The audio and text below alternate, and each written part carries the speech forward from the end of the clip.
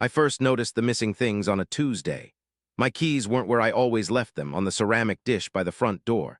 I spent 20 minutes tearing apart my apartment, checking the same coat pockets 3 times, lifting couch cushions I knew I'd already searched. When I finally found them in the refrigerator, sitting on the middle shelf next to a half-empty carton of milk, I laughed it off. Classic stress brain. I'd been working double shifts at the hospital, sleeping 4 hours a night. Of course, my keys ended up in the fridge. It was funny. The second time, it was my phone. I'd set it on the nightstand before taking a shower. When I got out, it was gone. I used my roommate's phone to call mine. It rang from inside the laundry hamper, buried under a week's worth of dirty scrubs. That wasn't funny anymore. That was unsettling. I don't use the laundry hamper. My roommate doesn't either. We both use the one in the hallway. That hamper was in my closet, and I never put things in it. I had no memory of touching it. I told myself I was sleepwalking. I'd never done it before, but there's a first time for everything. My roommate, Jenna, said she hadn't heard me moving around at night, but she also sleeps with a white noise machine turned up high enough to drown out a jet engine. So that wasn't exactly proof of anything. But then the missing things started being things that couldn't be explained by sleepwalking. My mother's necklace disappeared from the jewelry box I kept on my dresser.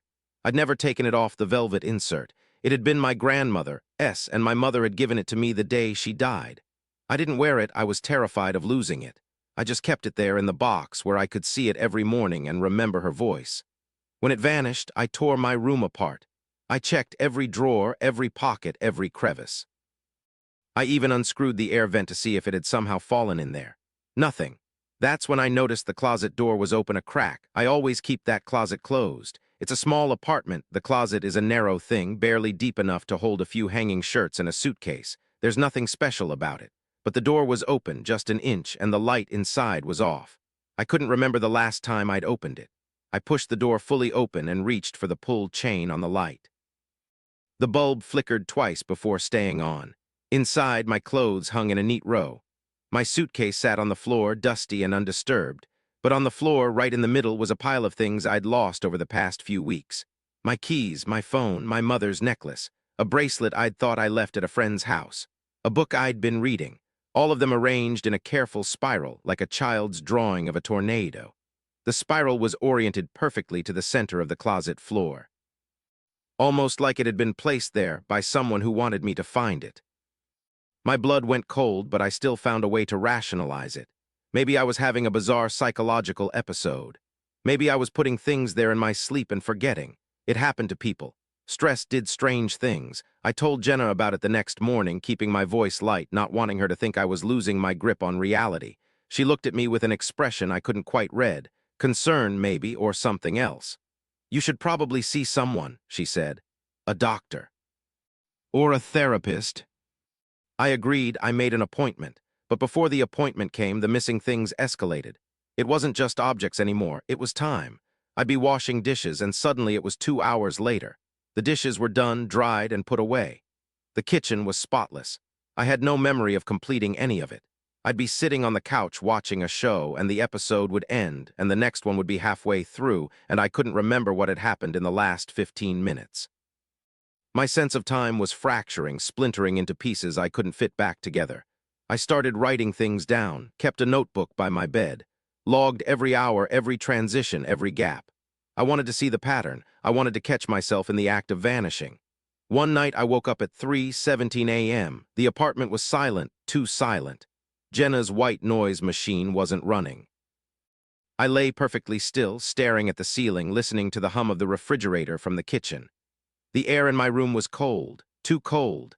My blanket was damp, like it had been left out in the rain. I reached for my phone on the nightstand. It wasn't there. Of course it was. I sat up slowly. The closet door was wide open. I don't remember getting out of bed. But suddenly I was standing in front of it, my bare feet cold on the hardwood floor. The light inside was off, but I could see something in the darkness.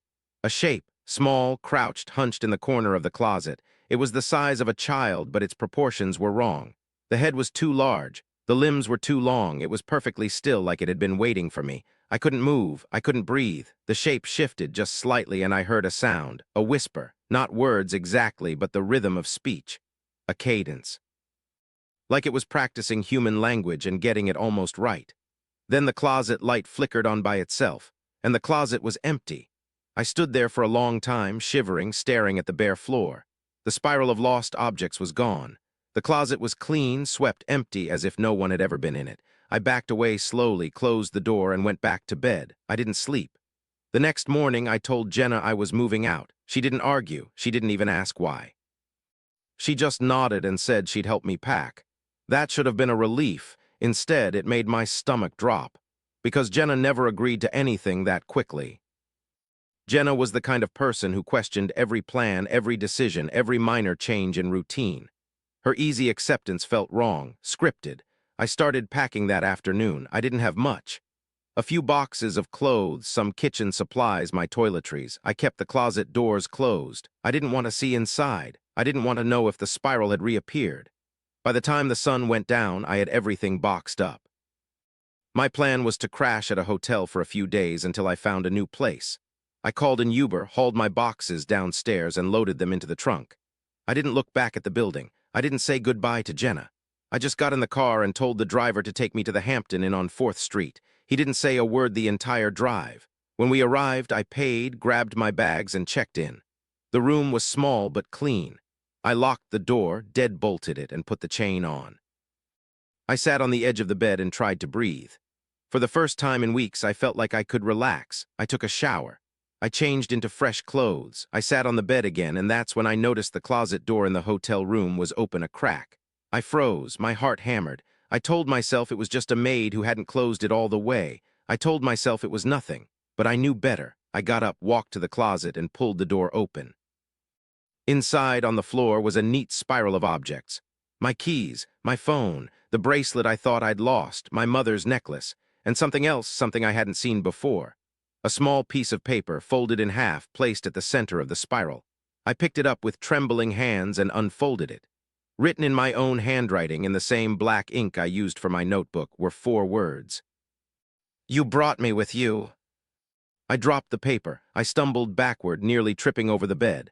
The closet light flickered. The spiral of objects shimmered as if seen through heat haze, and for just a fraction of a second I saw the shape again, crouched in the corner, its oversized head tilted, watching me with eyes that were not eyes but sockets, black and deep and hungry. The closet door didn't close. It stayed open. I ran. I didn't grab my things. I didn't check out.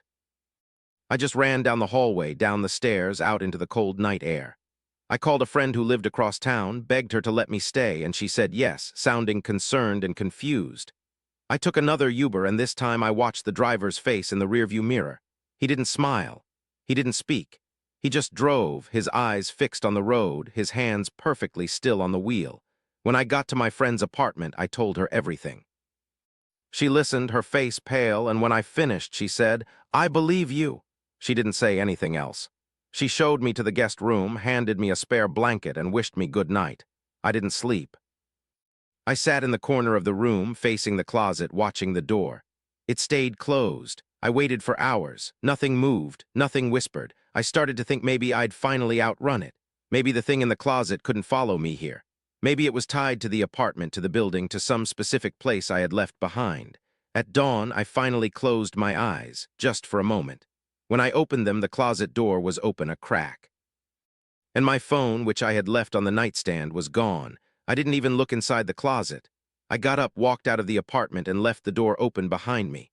I didn't know where I was going. I just knew I couldn't stay. I walked for hours through streets I didn't recognize, past houses I'd never seen before. The sun climbed higher. People went about their morning routines. Everything looked normal. Everything sounded normal, but I could feel it. A weight in my pocket that hadn't been there before.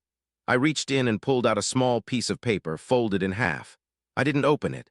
I knew what it would say. I threw it in a trash can on the corner and kept walking. The trash can lid was closed when I passed it again 10 minutes later. I didn't check inside. I didn't want to know if the paper was still there. I just kept walking, with the sun on my face and a cold knot in my chest, because somewhere behind me or ahead of me or right beside me, something was learning how to follow.